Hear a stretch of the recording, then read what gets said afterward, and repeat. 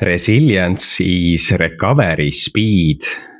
How systems return after disruption. This is Brain Lion Institute, episode 133. Resilience is often seen as endurance, pushing through, holding on.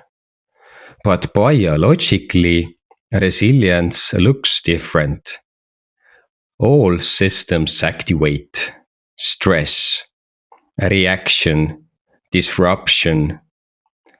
The difference is how they return. A regulated system does not avoid activation. It recovers faster, returns to baseline without staying stuck, without prolonged shutdown. This is resilience, not constant strength, but efficient recovery. The system remembers how to stabilize.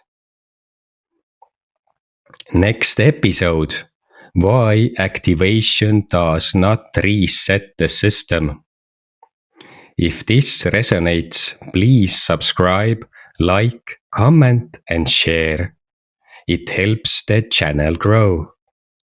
This work is created independently.